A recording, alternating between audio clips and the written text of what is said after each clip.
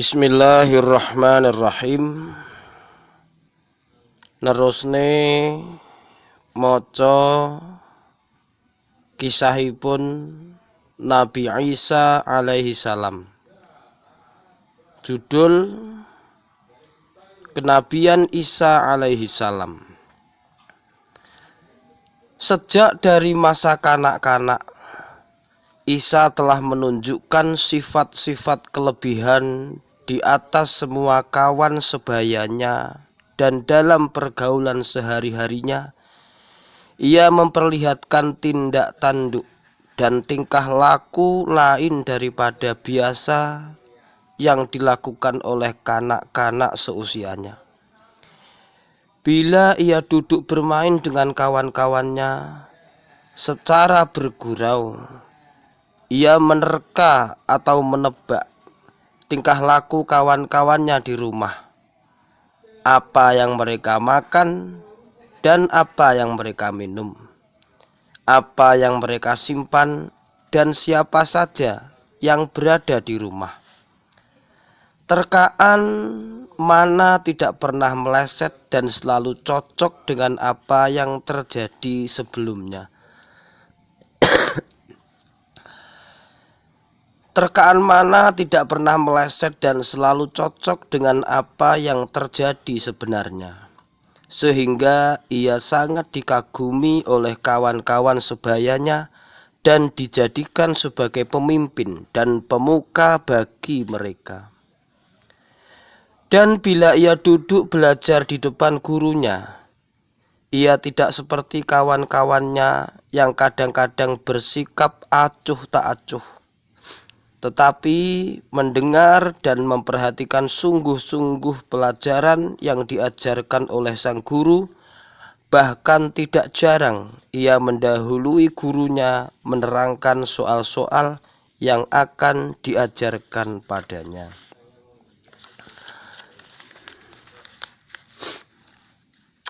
Tiada masalah atau pelajaran yang tidak dikuasainya penuh atau terluput dari jangkauan otaknya. Pada usia 8 hari, Isa dikhitan sesuai dengan ketentuan syariat Nabi Musa. Dan pada usia 12 tahun, ia dibawa oleh ibunya pergi ke Baitul Maqdis. Di sana, ia tidak tertarik sama sekali pada cara hidup para remaja sebayanya yang membuang-buang waktu di dalam alam plesir dan senang-senang belaka. Ia pun tidak disilaukan oleh keramaian dan kemegahan kota. Ia menggunakan seluruh waktunya menuntut ilmu dan menghadiri pertemuan-pertemuan para pendeta dan alim ulama, di mana ia tidak segan-segan bertanya, mendebat atau menolak hal-hal yang dirasa tidak benar, sehingga ia menimbulkan rasa tidak senang dan rasa antipati terhadap dirinya di kalangan para pendeta dan guru-guru pengajar agama itu, yang tidak suka dibantah oleh murid-muridnya. Dan karena sangat gemarnya menuntut ilmu dan mengejar pengetahuan, ia tetap mengunjungi pertemuan-pertemuan itu walaupun mereka menunjukkan sikap kurang manis terhadap dirinya, dan tidak pernah absen dalam tiap diskusi yang diadakan oleh para alim ulama. Sampai-sampai kadangkala ia lupa makan dan minum, bahkan seringkali tidak sempat pulang ke rumah berhari-hari, menyebabkan ibunya bingung dan gelisah berkeliling dari rumah ke rumah mencarinya. Setelah mencapai usia 30 tahun, Nabi Isa menerima tugas berat yang tersedia baginya, yaitu tugas kenabian dan risalah yang diamanatkan oleh Allah kepadanya untuk disampaikan kepada Bani Israel yang telah jauh menyimpang dari ajaran-ajaran Nabi Musa merusak syariatnya dan mengabaikan hukum-hukum dan perintah-perintahnya. Nabi Isa menerima wahyu dengan tugas kenabian tatkala ia bersama ibunya berada di atas bukit Zaitun.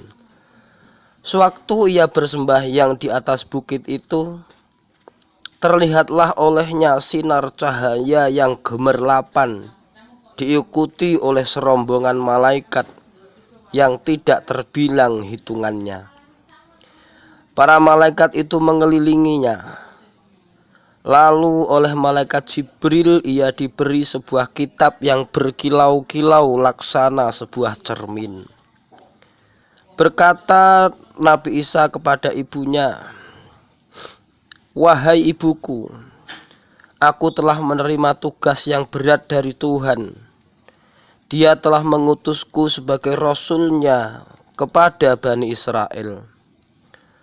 Tugas ini menghendaki perjuangan yang gigih daripadaku dan mungkin membawa penderitaan, penindasan, dan tindakan sewenang-wenang bagi diriku.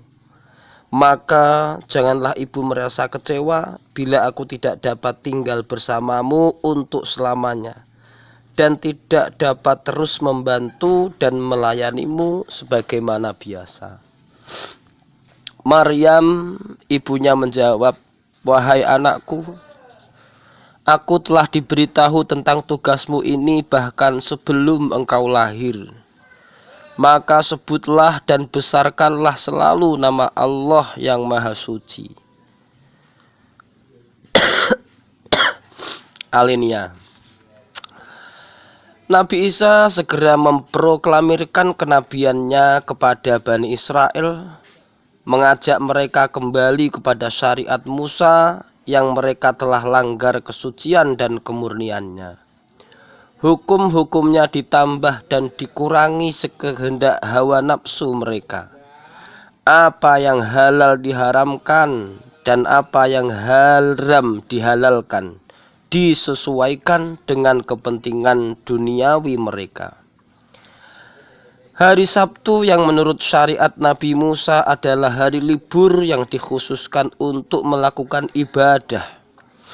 Diubahnya menjadi hari plesir untuk bersenang-senang dan berlomba-lomba mencari harta dan kekayaan.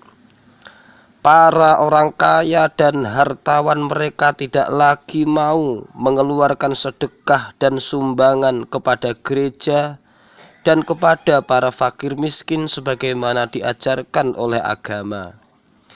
Sebagian dari mereka bahkan menjadi murtad, mengingkari adanya hari kiamat, adanya hari kebangkitan, adanya hisab dan pembalasan dengan surga dan neraka di akhirat.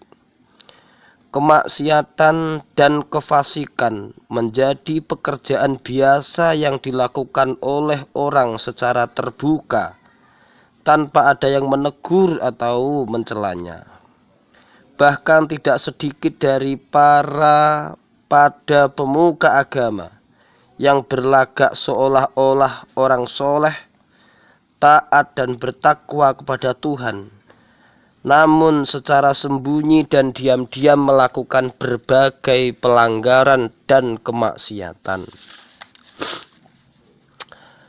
Demikianlah gambaran keadaan masyarakat Bani Israel sewaktu Nabi Isa datang dengan wahyu risalah dan kenabiannya.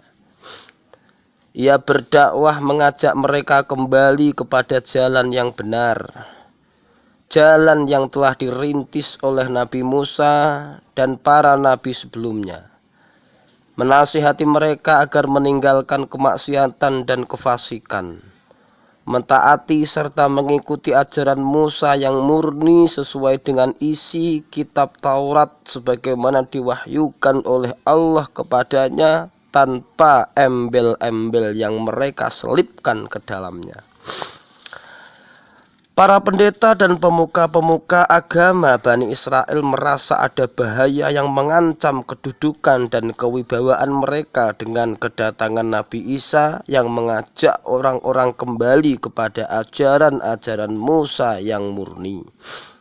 sehingga dengan demikian akan terbongkarlah kegiatan-kegiatan mereka yang berkedok agama, yang bertujuan memperoleh keuntungan material dan memperkaya diri, dan akan diketahui oleh umum pemalsuan-pemalsuan yang mereka lakukan terhadap hukum dan syariat Nabi Musa yang sebenarnya. Maka diadakanlah di antara mereka persepakatan untuk mengadakan perlawanan terhadap aksi Nabi Isa dan menentangnya dengan cara apa saja yang mereka dapat lakukan. Mereka mencoba menghasut rakyat dengan berbagai tuduhan dan fitnahan, dan bahwa Isa adalah seorang pendusta yang datang hendak merusak dan merombak agama Nabi Musa yang dianut oleh Bani Israel. Para penentang itu menuntut kepada Nabi Isa di depan umum agar membuktikan kebenaran risalahnya dengan tanda-tanda yang mereka dapat saksikan dengan mata kepala. Harapan mereka dari tuntutan semacam itu ialah menghilangkan pengaruh dan kewibawaan Isa di mata rakyat bila ia sampai gagal memenuhinya. Akan tetapi Isa yang memang sudah dibekali oleh Allah dengan beberapa mukjizat guna menghadapi Bani Israel yang keras kepala itu, menjawab tuntutan mereka dengan mengatakan bahwa ia telah diberi oleh Allah beberapa mukjizat yang dapat membuktikan kebenaran risalahnya. Di antaranya bahwa ia dapat dengan seizin Allah menciptakan seekor burung yang dibuatnya dari tanah liat. Ia juga dapat menyembuhkan kebutaan orang yang buta sejak lahirnya dan menjadikannya melek kembali. Demikian pula penyakit sopak.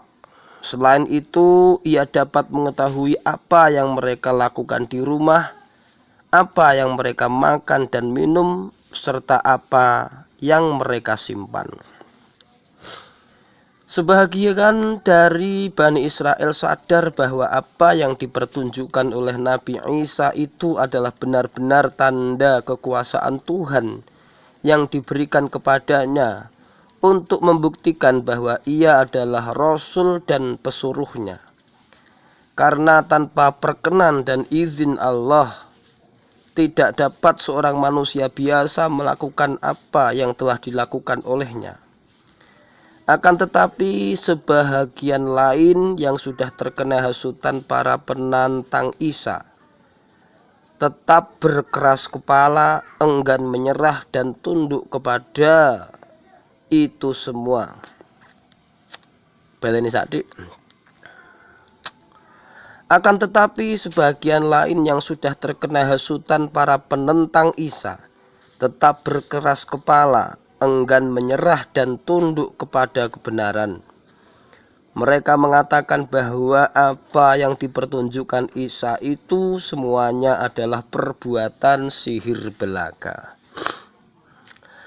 Dalam perjalanan kelilingnya untuk berdakwah, Nabi Isa lebih dahulu mengunjungi Baitul Maqdis, tempat bertemunya para pendeta dan pemuka-pemuka agama Bani Israel. Ia sengaja datang pada hari raya, di mana mereka sedang berkumpul bersama rakyat yang berdatangan dari tempat dan kota-kota sekitar. Ia berhasil dalam dakwahnya kepada orang-orang yang berkumpul di Baitul Maqdis itu, menarik banyak pengikut.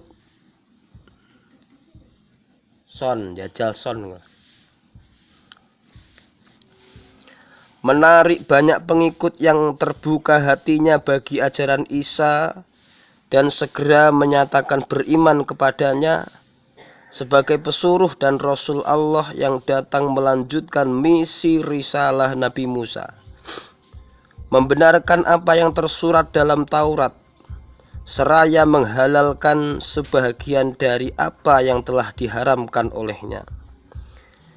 Keberhasilan Nabi Isa memperoleh pengikut yang makin hari makin bertambah bilangannya telah menimbulkan amarah dan rasa dengki di antara sementara pendeta dan pemuka-pemuka agama yang merasa terdesak kedudukan dan kewibawaannya.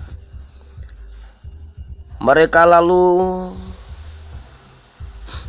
lalu memikirkan rencana untuk menyingkirkan Nabi Isa dan menghalaukannya dari tengah-tengah mereka. Namun Allah Subhanahu wa ta'ala tetap melindunginya dari segala tipu muslihat mereka dan mengembalikan rencana jahat dan perbuatan makar mereka menimpa diri para perencana sendiri. Beberapa mukjizat Nabi Isa yang diuraikan di atas dapat dibaca penegasannya dalam Al-Quran surat Ali Imran ayat 49 dan 50, surat Al-Ma'idah ayat 110 sebagai berikut. Kampus Manten. Wassalamualaikum warahmatullahi wabarakatuh. Alhamdulillahirabbil alamin.